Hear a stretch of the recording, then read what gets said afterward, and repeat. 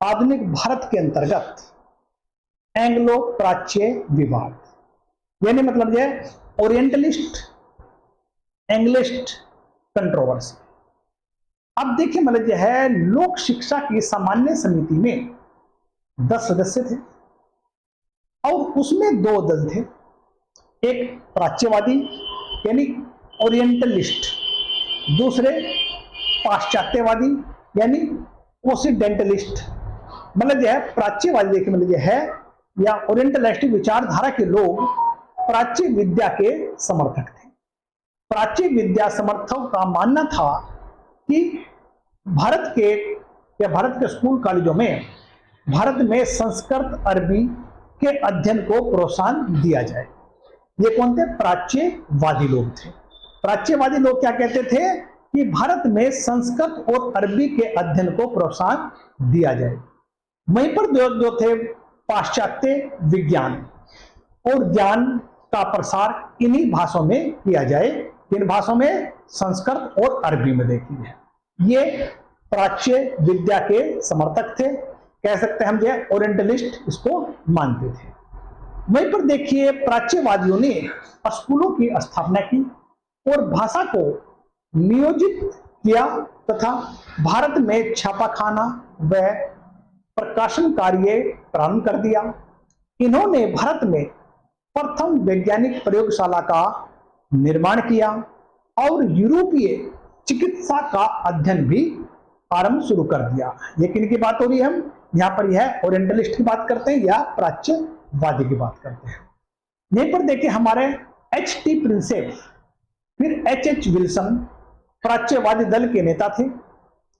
H.T. Prinsep Bengal की लोक शिक्षा समिति के सचिव थे और H.H. विल्सन इस समिति में मंत्री थे। देखिए ये तो हम प्राच्यवाद की बात करते हैं, जो प्राच्य क्या चाह रहे थे। दूसरा जो दल था, दूसरा जो है बंबई में प्रभावशाली था, जिसके नेता मुनरो और एल्फिस्टन थे। ये पाश्चात्य शिक्षा को स्थानीय भाषा में देने की वकालत कर रहे थे। सरकार ने देसी भाषा के विकास के लिए अनमने ढंग से प्रयत्न किया या अपने मन से अनमने ढंग से किया। वहीं पर देखें उत्तर पश्चिम प्रांत यानी आधुनिक उत्तर प्रदेश की बात करते हैं कि लेफ्टिनेंट गवर्नर जेम्स थॉमसन, अब इसमें देखिए मतलब ये है जुटेंट गवर्नर जेम्स थॉमसन इनका नाम था, ने देसी भाषा द्वारा ग्राम शिक्षा की एक योजना बनाई। इस योजना के अंतर्गत छोटे छोटे अंग्रेजी स्कूल बंद कर दिए गए। अंग्रेजी शिक्षा केवल कॉलेज तक सीमित रह गई है। तीसरी बात क्या थी? ग्राम में ग्राम समिति या फिर कहते हैं और कृषि विज्ञान जैसे विषय स्थानीय भाषा में पढ़ाए जाने का प्रबंध किया जाने लगा। दूसरी ओर हम बात करते हैं पाश्चात्यवादी की बात करते हैं। देखिए तो हम पहले बात करी हमने प्राच्यवादी की बात करते हैं, अब बात करते हैं ये दूसरी ओर जो है आंगनवादी दल या प्राच्यवादी दल जो अंग्रेजी के समर्थक थे। इन्होंने भारत में शिक्षा के माध्यम के रूप में अंग्रेजी को लागू करने की वकालत की। इन्होंने आंगनवादी दल ने या फिर पाश्चात्यवादी दल की बात हुई है।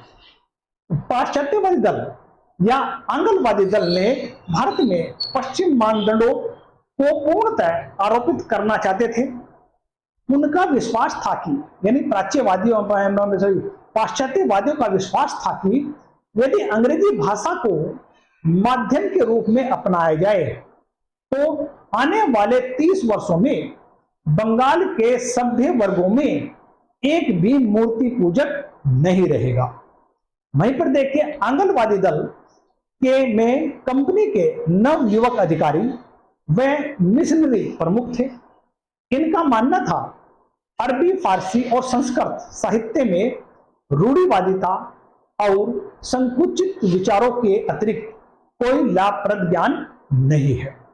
वे अंग्रेजी शिक्षा के माध्यम से भारत में पाश्चात्य विचारों का प्रचार करना चाहते थे और औद्योगिक क्रांति के लाभ से भारतीयों को परिचित कराना चाहते थे। अब देखिए दोनों दल के बराबर होने के कारण यह समिति ठीक ढंग से कार्य नहीं कर सकती थी।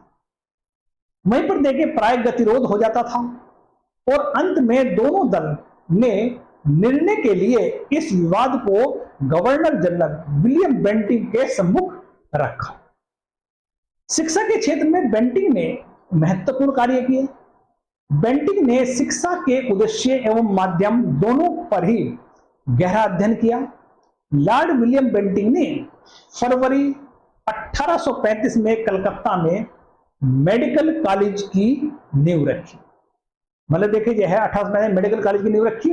वहीं पर देखिए 1833 के चार्टर एक्ट द्वारा बंगाल के गवर्नर जनरल को अंग्रेजियों का या अंग्रेजी का मतलब कहते हैं जो है गवर्नर जनरल को भारत का गवर्नर जनरल बना दिया गया।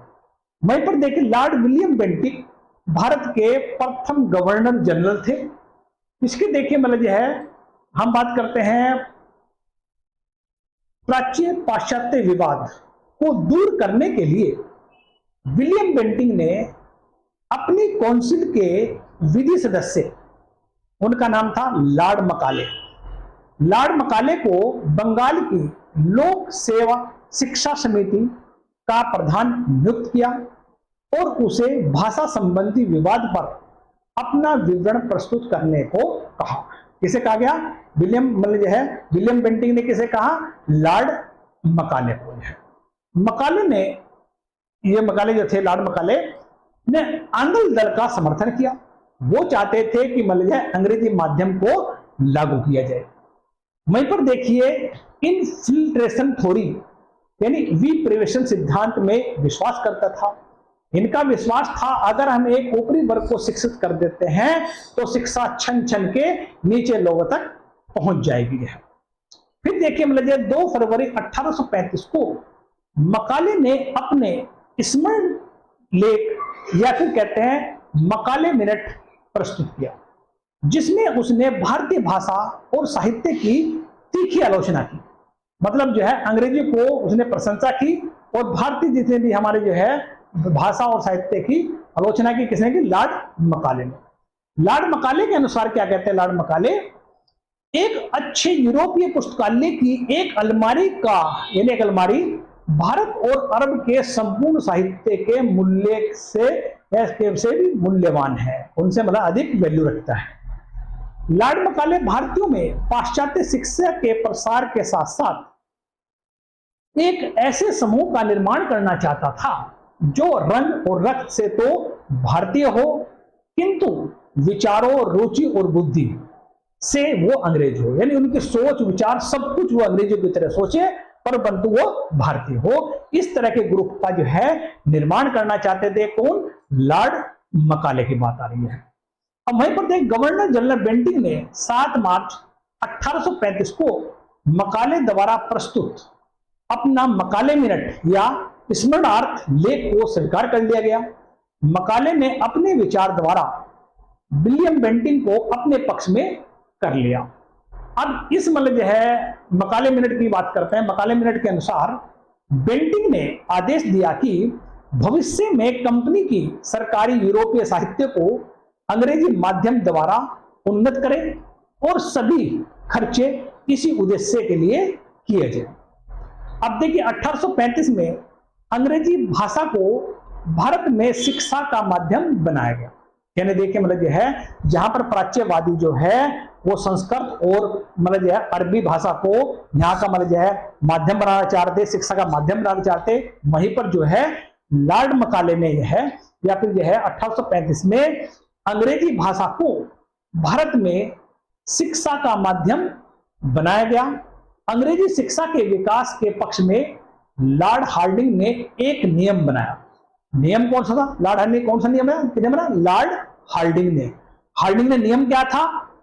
हार्डिंग के नियम के अंतर्गत सभी सार्वजनिक नौकरियां एक खुली हुई प्रतियोगिता परीक्षा से भरी जाएगी।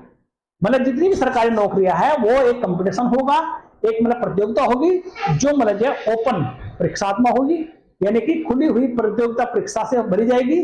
और यह परीक्षा शिक्षा परिषद लेगी, मतलब जो सार्वजनिक शिक्षा समिति की उत्तराधिकारी लेगी, और जिसका माध्यम जो है अंग्रेजी ज्ञान को तरजीह दी जाएगी, यानी इसमें जो है अंग्रेजी ज्ञान को अच्छा बोलबाला होगा।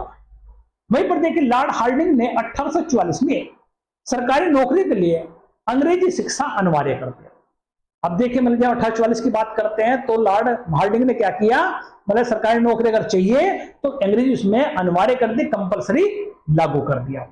अंग्रेजी शिक्षा से लाभ अधिकतम मध्य वर्गीय हिंदुओं ने उठाया और वहीं पर देखिए उच्च वर्गीय हिंदू और मुस्लिम जनता साधारण इससे अलग रहे। अब देखिए ये तो देखो मैं बात डिस्कस किया अभी आपके साथ जो है प्राच्य और पाश्चात्य दल में इसको जो है विवाद था, इस विवाद का जो अब प्राच्य पाश्चात्य विवाद का अंत कैसे हुआ देखिए मतलब जो है अब इसमें देखिए जो है बेंटिंग के निर्णय के पश्चात, यानी लॉर्ड विलियम बेंटिंग के निर्णय के पश्चात भी प्राच्य पाश्चात्य विवाद लगभग 5 वर्षों तक चलता रहा। अंत में 24 नवंबर 1839 में के एक विवरण पत्र द्वारा लॉर्ड ऑकलैंड ने इस विवाद को अंतिम रूप से समाप्त कर दिया। मतलब जो है देखिए मतलब जो है प्राच्य और पाश्चात्य जो विवाद था भाषा को लेके, उसको जो है लॉर्ड ऑकलैंड ने मतलब जो है 24 नवंबर 1839 को समाप्त कर दिया। लॉर्ड ऑकलैंड ने यह निर्णय लिया कि यदि प्राच्यवादियों को शिक्षा संबंधी व्यय के लिए कुछ अधिक धन दिया जाए तो उनका विरोध कम हो जाएगा। मतलब देखिए मतलब जो है ये देखा हमने जो है प्राच्य और पाश्चात्यवादियों का मतलब जो है ये मतलब जो विरोध था ये सोल्व हो गया है। इसमें देखिए टॉपिक हमारा इतना ही कुछ है, बाकी नेक्स्ट क्लास में लाएंगे।